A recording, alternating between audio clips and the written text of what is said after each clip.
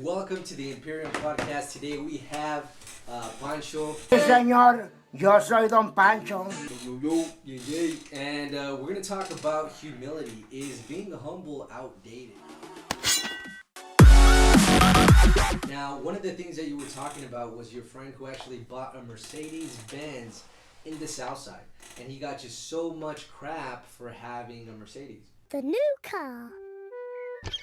So much hate. Yeah. They just got a lot of hate. It was more so that people found that he wasn't being humble. That he was just trying to show off a little bit too much. His ego got in the way. But all in all, I feel like it was just the others. You know what I mean? That they're there. Yeah. Like, why don't they see that, oh, he might have worked, 12, 13-hour shifts. You get what I'm saying? Just to be able to afford something like that. And it's probably a lifetime goal. Yeah, and at the end of the day, it's like, why can't you gift yourself certain things? And I feel humility is a double-edged sword. Not only yourself can you be characterized or categorized on how humble you are, but at the same time, the audience, people. Just because maybe he bought something nice doesn't necessarily mean that he's not humble. Maybe you're just seeing it a different type of way, and maybe you're not humble yourself. Ain't nobody got time for that. So, check this out. Right now, I'm logging into an account, right? I'm logging into an account. Most people, when you're talking in a room of non-investors, right, and they don't understand the concept of investing into stocks, into Apple, Amazon, Google, SpaceX, Tesla, right, you know what I mean? Those blue collar, you know what I mean? White collar kind of blue chip stocks, you know what I'm saying? right. Most people just see you as like oh, you know what? This guy's just fucking showing off. Like, what does he have that I don't have? You know what I mean? Exactly. But all in all, it's just that you're proud that you were able to actually invest and buy a percentage of a company. Yeah. Like, you know what I mean? That's what it is, a percentage of a company. Right. You're going to get a stock of Apple. Like, when I first started, when I was 18 years old, I opened up Robinhood. Yeah. Boom, Robinhood. I was talking up a storm with everyone. Everybody knew that I was investing. Everybody knew that I had gone to Apple. But then again, there's a time and a place, and the time and the place is when you and the other person are literally sharing each other, information, right. kind of explaining to each other. But if you're trying to literally make everybody else kind of know the same exact topic that you're talking about, when they're literally oblivious to what the fuck you're saying, they don't really care about it because it just doesn't co-sign with them. That's not essential. It's not aligned with what their goals are, because they may have different goals, and to tell you the truth, it just sounds cocky. Exactly. And I totally agree. I remember the first time I invested into Apple, and I invested $10,000, but the thing was, I wasn't trying to act cocky. It was just a reality. I was super excited to go ahead and say, hey, I jumped into Apple, and I was able to buy $10,000 worth of shares. Exactly. And it's not that I'm trying to be cocky, but it's like when you're, into religion, or whether you're into, working out, you're just super excited about it that you want to go ahead and share it with everybody. The thing is that I feel a lot of ears aren't necessarily ready to go ahead and hear it. You kiss your mother with that mouth? So they may interpret it as being cocky, but at the end of the day, I feel if you're so focused on what everybody else is thinking, then you may have to take a step back and reevaluate what you're doing, because there's going to be times where I'm going to sound super cocky. It's not my intention, but it's going to happen, because at the end of the day, I'm not even worried about what people think. What I'm worried about is my success, and making sure that I reach my goals that align with body, mind, and soul. Exactly. So, hey, if it's a price we got to pay, then it's a price we got to pay. Also, you as a business owner, imagine someone telling you, oh, hey, you just reinvested in tools to go ahead and expand your business. What are you trying to act like? Like, you ain't even at that level.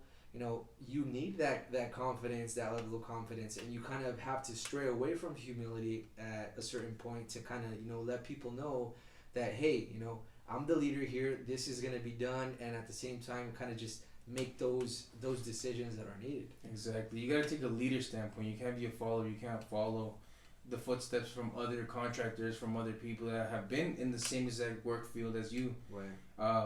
You got to learn from their mistakes, and that's what I'm doing.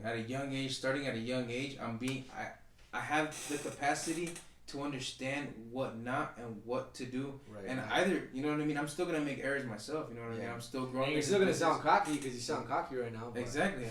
I sound hella cocky. Hey. But at the same time, like when I'm talking to let's say I'm talking to one of our business partners from Texas, the guy from that he moved to Texas. He has a shop in Texas. He has a shop in New Mexico, Utah, and Arizona. Right. Those are the 4 locations. So he already expanded to 4 states in the United States.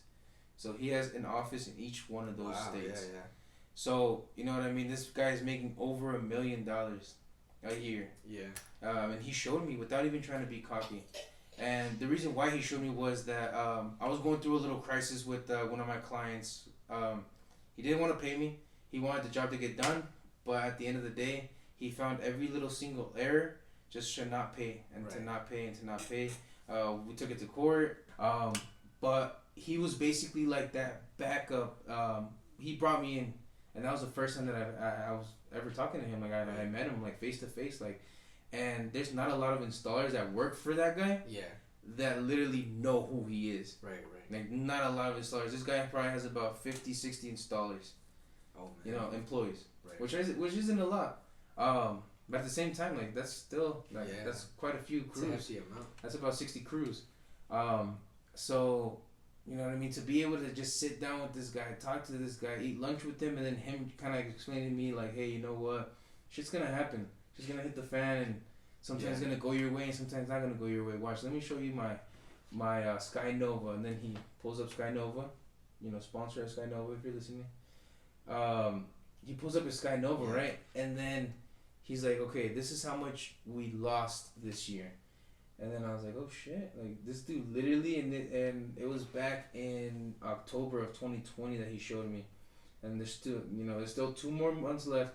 So, you know, he probably lost a little bit more. 50,000. Right. He lost 50,000 and just, you know, jobs, people not wanting to pay. Especially when you're licensed. When you're a licensed contractor, a lot of people go through the ROC. They go through the board, the state board, to just complain about everything in order to not pay. And obviously the client always has the right of way, basically. Yeah. So he shows me that 50,000. And then he's like, but look at how much we made. 1.7 million. Oh man. What? 1.7 million. Yeah. And there's in 10 months. That's how much they made in 10 months. So he was like, hey, we're gonna lose some, but we're gonna win a lot more than we lose. So that's always gonna happen. So maybe it's not even that. It's not even that people are cocky. It's just that some people aren't ready for that type of exposure. Mm-hmm. If all of a sudden, you know, factual information, kind of like that, you know, they're showing you facts. Maybe that's an area of opportunity for myself, because if I interpret that as being cocky, then it's like, you know what? Maybe you need to work on yourself, because you are interpreting that information as a cocky person.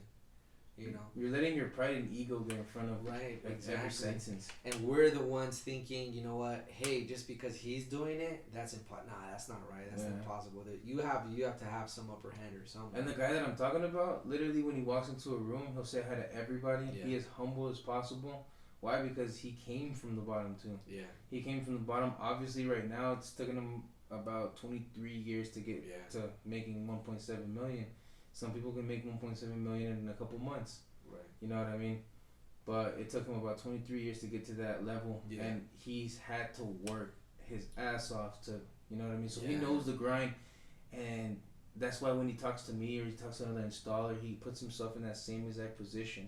Right. A lot of how can I explain it? Like the owner of McDonald's. Right. The owner of McDonald's can't really talk to one of the employees because he's not over there flipping burgers. Exactly. He's just buying land, constructing his duties are different. Yeah. Exactly. So he has no, you know what I mean? They don't correspond. That's why you got a GM. That's why you got managers and people like that in the work field. Same exact thing with everything else. Exactly. Man.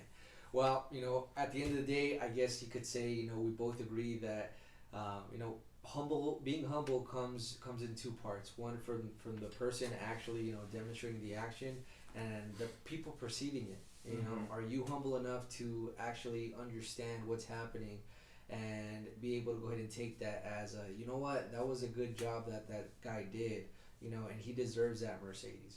So just food for thought, guys. Other than that, thank you so much. As always, make moves and not excuses. All right, peace.